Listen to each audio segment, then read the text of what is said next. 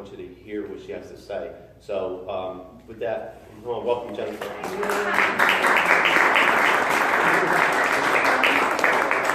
going to set this here because my memory isn't as good as yours to some of the scripture. So my name is Jennifer Carter, and I am one of those miracles, one of those people who have been completely, radically changed from everything, just completely everything about who I was is not about who I am today. So I'd like to start my story off with just giving you a little insight onto how I began. So I come from a family of dysfunction, hurts, didn't get brought up in the church. My parents divorced, so 4 girls we ended up staying with our dad. Mom left, so severe abandonment issues, right? And so, but I always tried to excel. Always try to excel to not have to pay attention. I was the second oldest, and then I had 2 younger than I. And so after that, I ended up being a cheerleader, honor roll student, really excelled in school, and ended up pregnant at 15. And I was daddy's girl, and I was always his, favorite, even though you shouldn't have favorites, I was. And so I hid the pregnancy, right? I disappointed my father, and I knew it was going to be hugely a disappointment. So, and he had been asking, are you having sex? No, because again, that was shameful for me. I knew I wasn't doing right. And so, hid the pregnancy, and he ended up finding out, kicked me out of the house. And so from there, I ended up living in the back of a car at 15 years old, just staying from house to house wherever I could go, and ended up not going to the doctor until I was about 6 months pregnant. And somehow, by God's grace, by 17, I had the baby. At 16, I had my own place. It wasn't very luxurious or nothing, but I'd gotten a job waitressing at a Chinese restaurant. They had employed me, and I had a trailer house that had holes in the floor and roaches, but it was mine, right? And so, did that. Well, how do you provide for your kid, right? How do you upgrade and become this person when you're now not in school anymore, and you've got this little guy to provide for? And so, a friend of mine who's a little bit older was working in the bar business. Oh yeah, we can do this. And when I mean bar business, the adult strip club business. So bikini bars, I come from Florida, and there's a lot of them. And so, at 17, I went and applied, and guess what? I got hired at a topless bar. They never asked for ID, nothing. Somehow I'm in there, and I'm selling shooters, cocktail waitressing. One for me, one for you, no, we'll buy you one, okay. And slowly, it led up to, man, this is a cool job. I can drink, and I'm getting paid for it, and I don't gotta focus on nothing that's going on. I'm this whatever they wanted me to be. I mean, it was like a completely different lifestyle. Come home and be the mom, right? And have money. So I did this for a while. In my heart, I knew that wasn't who I was. So I did go back to school. And of course, same thing. A lot of times, me and the dad broke up. 19 years old, again, same type of relationships, children out of wedlock, and this continues to go on, toxic relationships, right? But I did manage to go back to school. I did graduate, got my GED, and so got married for a little while, did that fun stuff too. Stayed married for almost 8 or 9 years. He's got his own testimony, so we had the American dream, had our own house, but again, if you've never dealt with issues inside, what happens? I mean, it doesn't get any better, it just manifest. So started drinking at home, put the kids to bed, drinking at home, and but still was not an alcoholic. In my mind, I was not an alcoholic because I would get up, get my kids ready for school, and portray this perfect little housewife when deep inside I was dying. I was really hurting. And so after that, we ended up divorcing, and I moved out here to Texas where my mom is. So mom and dad got divorced, right? So we're talking 20 years I hadn't seen mom. 20-year span, and my mom finds me, and by the time she finds me, my oldest sister had passed away in a car accident. And when she was in that accident, she actually had my 2 middle children, well, my 2 youngest at the time, in the car with her. And so I blame myself, right? Because she was helping me. I had gotten separated, and I started, guess what I did? I'm back in the bar business, working a medical job, back in the bar business, right? Because I can provide for myself. Always go back in the bar. It's easy money, fast money.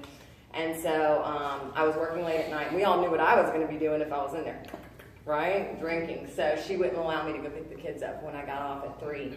And so she ended up having the children in the car, dropping them off to their daycare that morning. And normally she called me every morning to make sure I made it home and I was up and getting ready for my job. And so my medical job, my business job the next day. And so I blame myself. She got in a car accident. She never made it. She had a head-on collision with a tree. But all 3 of the kids were in the back of the car. She was driving a 2006 Saturn Ion. And not one of the airbags deployed. It was supposed to be the safest car back then. But she did teach Sunday school. She did know the Lord, right? She did work at a private school. And so God took her, but didn't take the children. And thank God for that, you know. But at that time, I didn't know that. I blame myself. It should have always been me. I should have been the one in the wreck. You know, I'm the one that drinks and drives like this. And so, but God, right? He knows what he's doing. Didn't think that at the time. So just a lot of more shame, guilt, blame. Didn't have that relationship with the Lord, so I didn't understand why. So now I've got anger.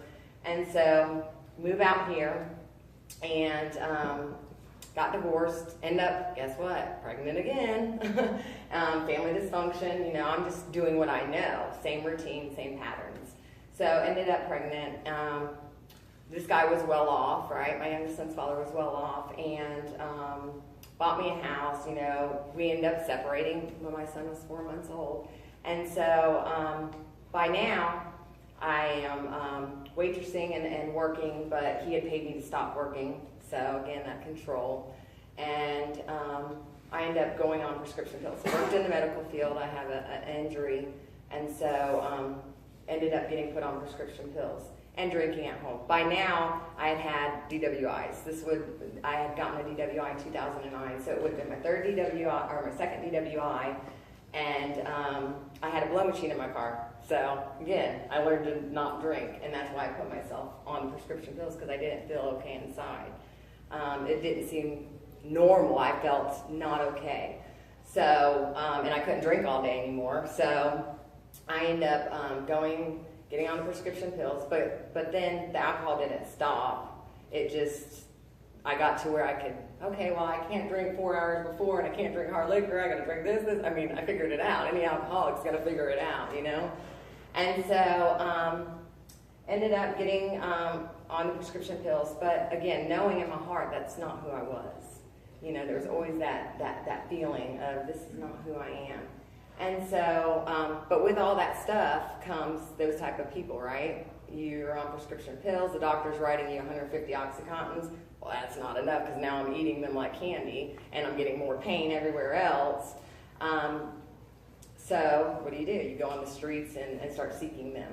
And so those are the type of people that I allowed into my house.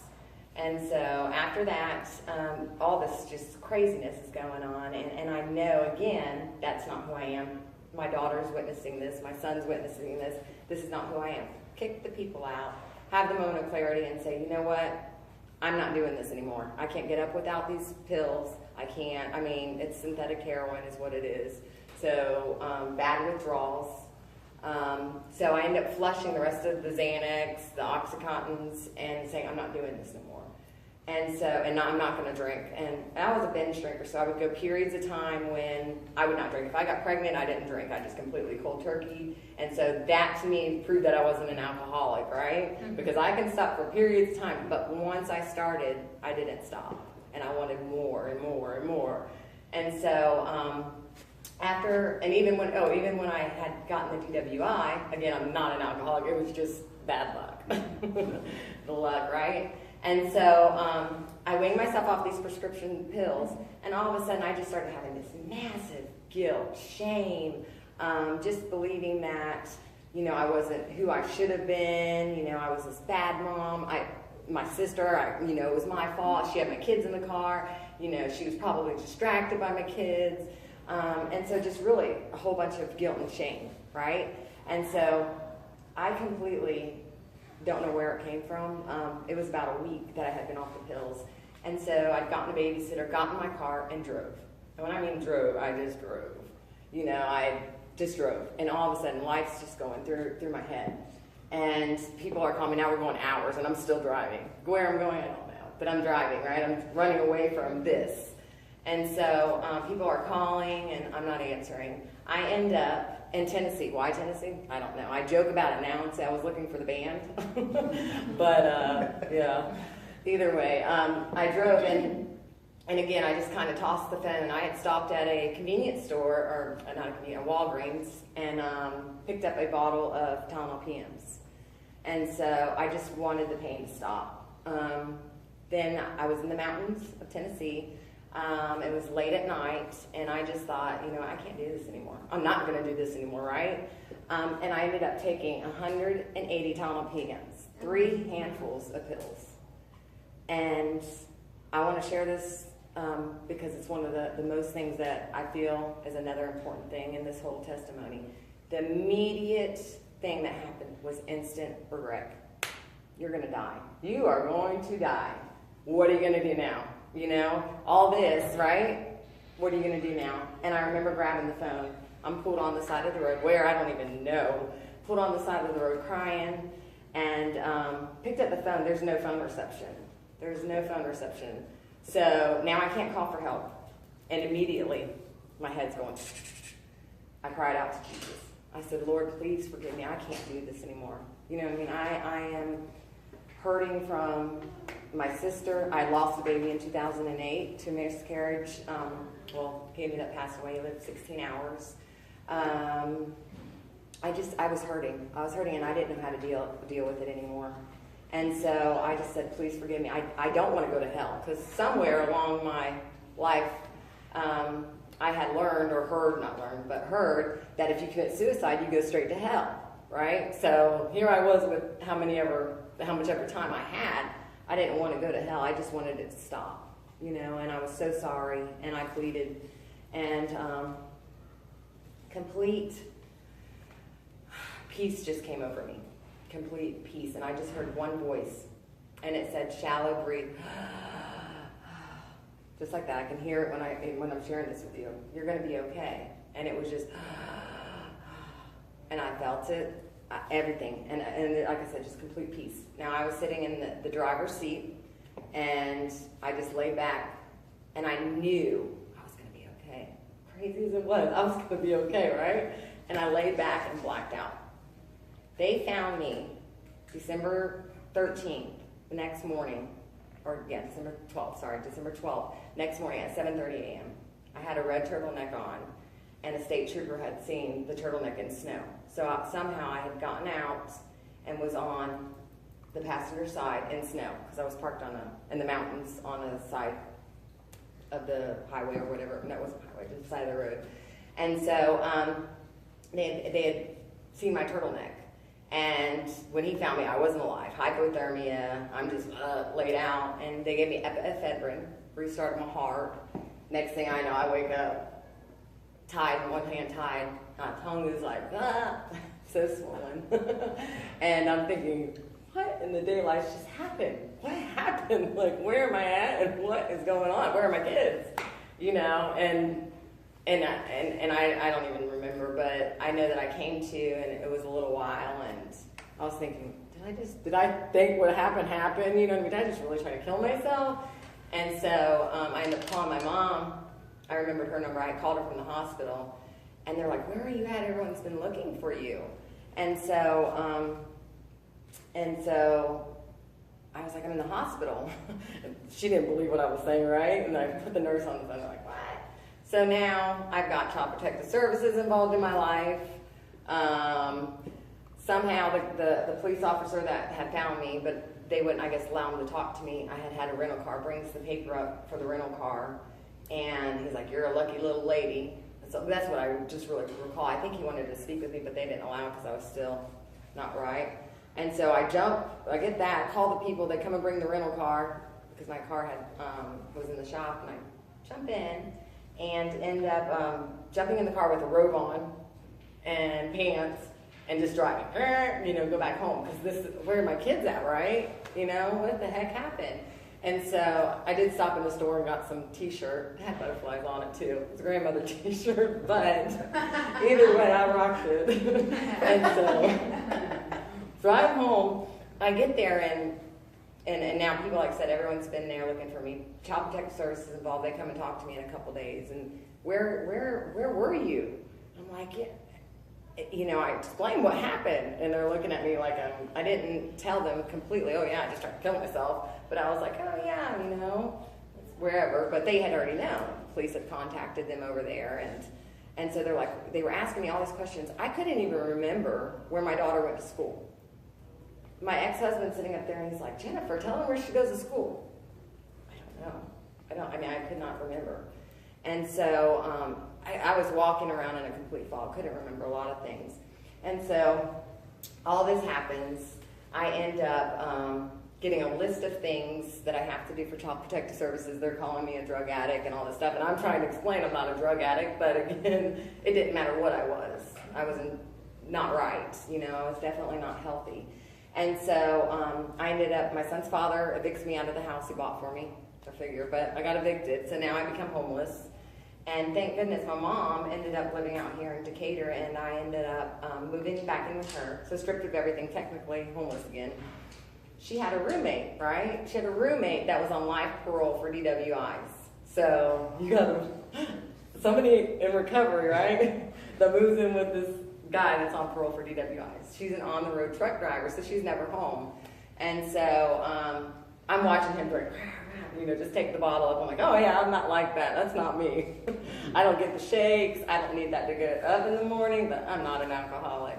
Well, because of my history, they wanted me to do DWI classes. My ex-husband, my youngest son's father's like, yeah, she's not a drug addict, she's an alcoholic. And I'm saying, well, I was on those prescription pills that were wrote for me, right? Because I needed those, right? But I weighed myself off, and I knew in my heart I wasn't going to touch those things ever again. And so, but the alcohol, right? Me and the alcohol. So I'm watching him like, yeah, I'm not an alcoholic. By then I had to get a job, so I just applied for Sweetie Pies. And somehow I didn't know that that was a Christian-based company, because I probably would have ran out the door. Because remember, I knew I heard that voice. And I'm fighting with, am I crazy? Or was that Jesus? You know, because I know what happened. And I'm not going to go tell everybody, hey, I heard this voice and I'm alive, because now they're really going to lock me up. Somehow I didn't get to Wichita Falls, but I didn't want that. And so after that, he's drinking, and it was only a matter of time. They had asked me to go to AA. So I managed to go to AA, and just, you know, they wanted me to go 5 times. I was making it at least 1 to 2 times, and I didn't even hear what they were saying. I just heard them say, keep coming back. Me keep coming back, I gotta come back, so, you know, I was coming. And so either way, I ended up going to, well, again, I ended up hearing April 8th. What is going on with April 8th? But I'm cuckoo, right? You know, but it was what I knew it was. And that was Holy Spirit. And I thought, well, I was just going to that AA. By now it had been about 90 days. You know, I wasn't picking up the alcohol, but I even went home and opened a beer, took a sip of it and said, see, I'm not alcoholic, right? I could take 1 sip and I'm not alcoholic and dump it out. And so I was really, truly fighting with that. Well, I come and there was a big storm coming. I leave the AA hall and I'm like, oh yeah, nobody's going to show up. So I go home and sure enough, the roommate's drinking with his girlfriend there. And I start drinking. And boy, did I not stop drinking. Somehow, I end up getting a public intox from my own house. He calls the cops. He's on parole for DWI, as drunk as I am, and I get arrested, right? They say, step outside. And they handcuff me from my own property and take me to jail. But how faithful is God? I sat in that jail and woke up and thought, oh my gosh, I am an alcoholic. I've just put this alcohol before my children. It wasn't the DWIs that I'd had prior. It was that one time that I finally had connected that the alcohol, I would start it, and it made me make some poor decisions and choices. And so things that I probably wouldn't have naturally done, you know, oh yeah, let's try that, let's try this, you know. And so for the first time in my life, I had seen that I was an alcoholic. So I ended up getting out of jail, and now I've got the CPS case. My youngest son's father had a lot of money, so he didn't want to give me my child back. And so I ended up, that day, April 8th, asking the Lord into my heart, but before I asked him in my heart, I first went home and I started researching everything about an alcoholic. And by gosh, guess what? I was one of the worst type of alcoholics there was. I was the binge drinker alcoholic, the one that, what, stop? Who knows what that means? There is no stop. That was me, And for the first time, I identified with being an alcoholic, and I was actually happy to be an alcoholic, right? I'm like, yes, this is what it is. Mm-hmm. And so after that, I researched the 12-step program of AA, because those people in there are all, yeah, have you prayed about it? And then just smiling. Prayed about what? Praying about it's not going to get new tires on my car, Praying about it's not going to get my children home, right? But I always heard, keep coming back, and have you prayed about it, And so, and I researched the AA 12 steps, the Narcotics Anonymous 12 steps. By now, I had been going to a drug and alcohol counselor. I had started an intensive outpatient, and I was there with a group of other women, and some, I guess a man was there, but then he ended up leaving. But either way, just getting recovery, a lot of recovery. So then I researched addiction, because again, when everybody else is telling me, I ain't trying to hear all that, right? If I want to figure it out, I'm going to have to research and figure this out myself. Isn't that some messed up thinking, right? Mm-hmm. You tell me it's good, and I'm going to figure it out. But if you tell me it's bad, I'm going to try it. My thinking is just, so, and today I can say that. But so I researched that, and it just kept going back to one thing, and that was a higher power, which the higher power was God. That was the one thing that I had never done, was had a relationship with the Lord as an adult, because I had carried that guilt and shame since I was 15 years old of not being worthy. I compared my earthly father and my heavenly father as the same. I had shamed him and disappointed him. And him and he talked to me a year later, and I would go over and visit, but I never asked him to babysit. He was never that maternal grandfather that he should have been, or that we were brought up like his dad was. And so I carried that guilt and shame forever. And so, and I compared the two. Oh, yeah. And so the moment that I had asked the Lord into my heart and truly said, God, I can't do this. I don't know what's going on, but you can. And weird things started happening. Still waitressing at the Sweetie Pies, but weird things started happening. So I used to smoke cigarettes. I used to cuss, and all of a sudden, I stopped cussing. And I was waitressing, and I was like, and I was like, oh, shoot. But I didn't say that. I said the other word. And I'm like, I am so sorry. I am so sorry. They're like, what is wrong with you? No, I don't know what's wrong with me. Completely started getting a softening of just my spirit and who I was. And so all of a sudden I started listening to Christian music, right? I've lived in Texas by then 7 years, and gosh, this is good. Yeah, Army of Angels, I'm jamming, right? Mm-hmm. This is Christian music. What is going on, right? And I liked it. It's like I shared, I used to smoke cigarettes, so I would just normally just throw things out, no conscience, thinking of anything, right? Now all of a sudden I threw it out, I would stop the car, pull over, and run back to pick it up. I'm like either satellites and aliens, like I've done, this is Jesus, And I didn't want to tell anybody that I had just asked the Lord in my heart and turned my life over to Jesus and all that. But people started noticing, right? So I would question one of the girls that I knew was involved in church, and I would ask, can we go to church, And she said she would go with me, and just, I was starting to get curious. And then I just got this overwhelming power to start to want to know who Jesus was. Because I only had that childlike Sunday school, on the church bus type of raising. So now all of a sudden I wanted to know. So I get my Bible and I'm geared up, right? And I dust it off, the King James Version, mind you. That's all I knew, right? And so I'm like, you know what? But scripture would come and pop up, and I would Google it, and I could read that, but I still never connected it somehow. But I'm dusting this thing off, and I opened it up, ye thou shalt not sin. And I thought, Jesus, people understand this, and they teach sermons on this. And I want to know. So I started praying. I want to know who you are. Please let me understand it. And I believed with all my heart that even though I couldn't really understand what I was reading, that it was going to input into me. Because all those things had started happening. Now, Jesus, you're real. This is really I'm going to know this stuff. So by now I had to do all these mental health evaluations, right? I had to do mental health, see a psychologist, all this stuff. They're like, we don't want her. She's okay. There's nothing wrong with her. She's in recovery. And they just kept saying, she's in recovery, right? I'm not crazy. So I started to believe this too. I am not crazy, right? And so, again, my son told her, I said, attorneys, well, we want a more intensive. We want her to go look face to face, right? So I go back for another intake through the mental health, and you have to sit there for a long time. So, because you go in as a walk-in. So I bring this Bible, and I'm reading. I got to like page 20, King James. Put it back in my bag. She calls me back, and I share with her my testimony. I'm like, look, I'm alcoholic. That's what it is. I'm not crazy. I am in recovery because I believed it. And I turned my life over to the Lord. And so she tells me, she's like, yeah, I see that. She writes me a couple scriptures. She's like, have you ever been to that Celebrate Recovery? And I thought, I just went there a week prior to that and walked in. I'm all about some recovery now. I'm doing AA, NA. I'm all plugged in. I know about this recovery. You got to go so you can learn, right? And stay sober. So I'm like, yeah. We go, and they're all, I'm like, oh no. Jesus, me and you have this relationship, right?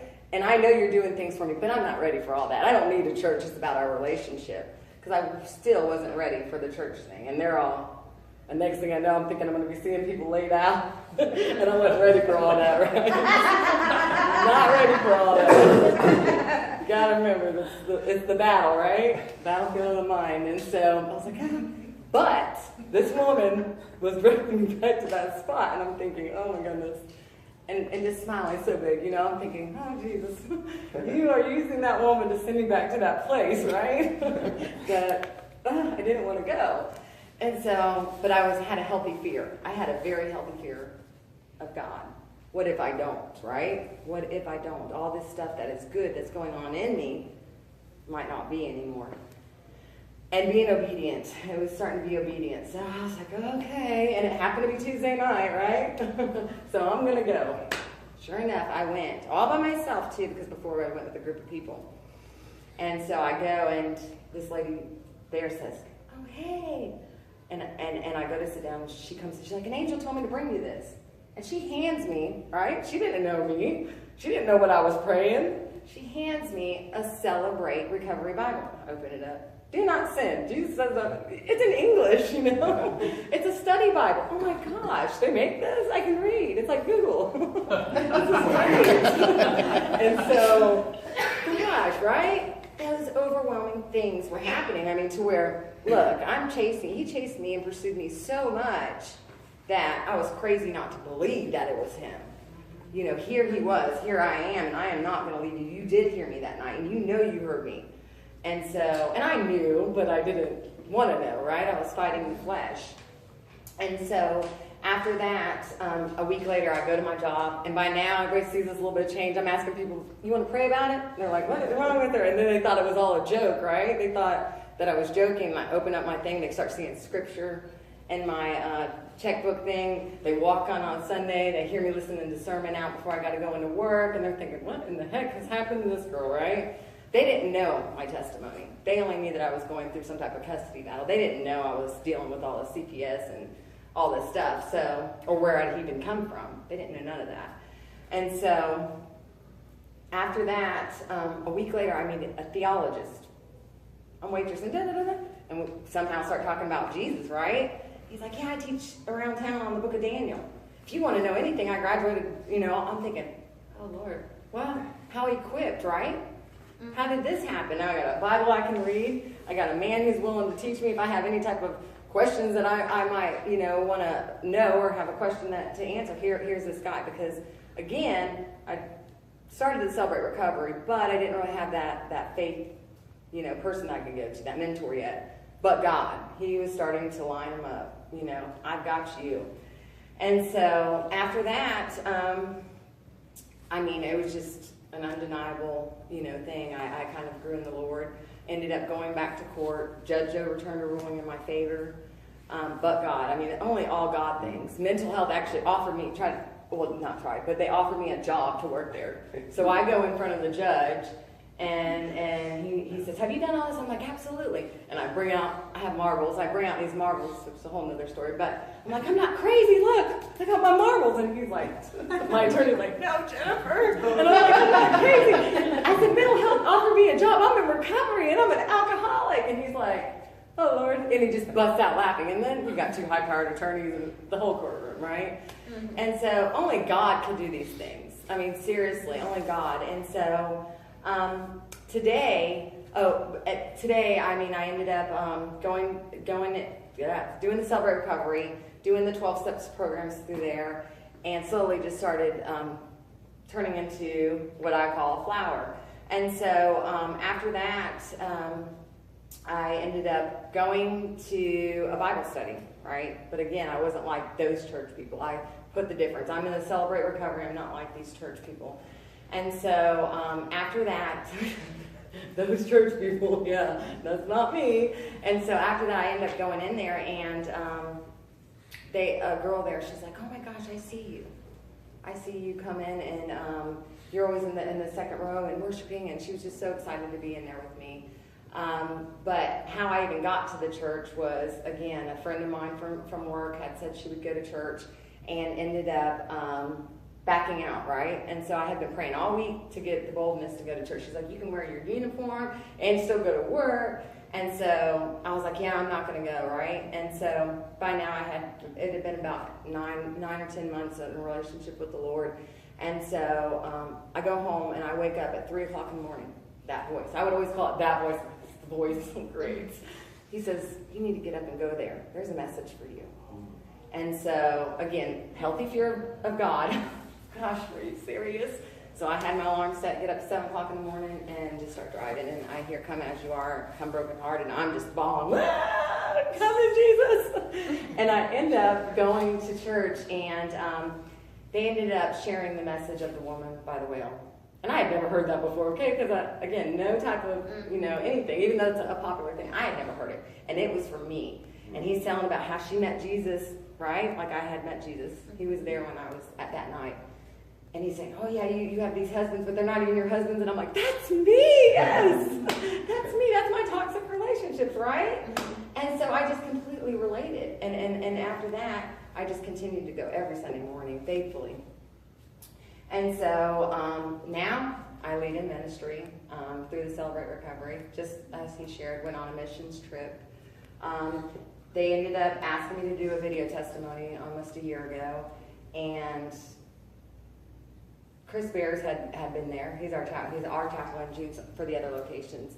And I remember just feeling this urge, because he's seen me blossom too, feeling this urge to sit down and talk with him. Nobody knew my testimony. Again, even though I'd done all this, they were like, yeah, she's turned her life over to the Lord. So I sit down and I share my testimony with him. And when I just tell you, he just had this look of, oh my gosh. And I'm like, yeah, I know. I'm crazy, right? And so he just shared with me, and I'm going to grab this because I have my own interpretation of it, but he just shared with me, he's like, if you ever remember anything in the world, right, you remember Genesis 50:20. And I always say, for harm was to be done unto me, but the Lord had greater plans, and that was to utilize me, my testimony, to save a many of lives. But what it actually was, I mean, the other really good version of it is Genesis 50:20. You intended to harm me, but God intended it for all good. He brought me to this position so that I could save a many of lives and be the voice, okay, the suicide awareness, right? Because I'm not on no medication. I'm not bipolar. I'm not depressed. God has filled every bit of that. There is no more emptiness. There is no more shame. There is no more guilt. There is nothing that you can ask me that I can't use, no hurt that I won't use to try to help somebody else. I feel like I'm standing here, and let's talk about whatever you want to talk about.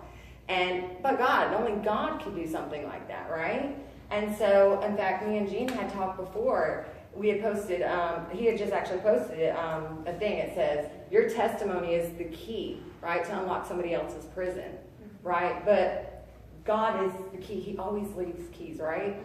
And so, yesterday I was praying and spending time with the Lord the day before, and I was brought to a scripture.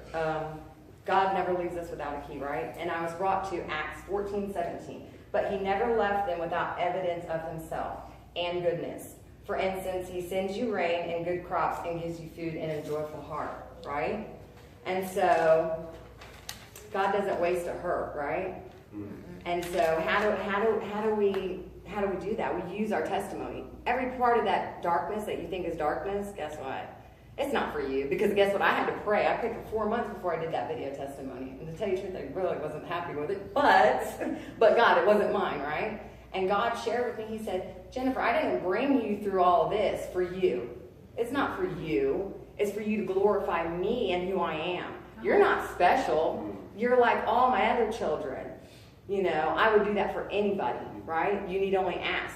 So then I was brought to Matthew 7:7, right? Keep on asking and you'll receive what you ask for. Keep on seeking and you will find. Keep on knocking and the door will open to you. He leaves us with our testimony, the key that heals us inside but helps others, right? How cool is that? So he uses I'm getting healed by sharing this with you, right? I'm also maybe helping somebody else. Well, actually, no, I'm helping somebody else, right? So he's healing on both ends. So don't allow the enemy to hide you in that shame and guilt, because those are lies. He had me so convinced that my children were better off. He comes to kill, steal, and destroy, right? He had me that convinced that night, because he knew once the Lord got a hold of me, there was going to be no shutting this up. And today I share every bit of it. And I do like to bring light to the suicide awareness, because I did that. I shouldn't be here. And it's not always mental health. I mean, they write prescription pills out like candy. I was getting my prescription pills out here in Flower Mound from the pain management.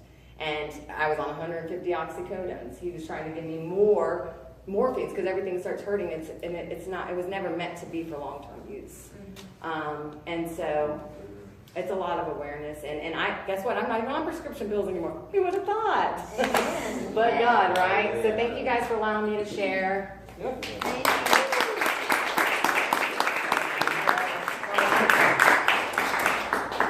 We all stand. Leah's going to come up and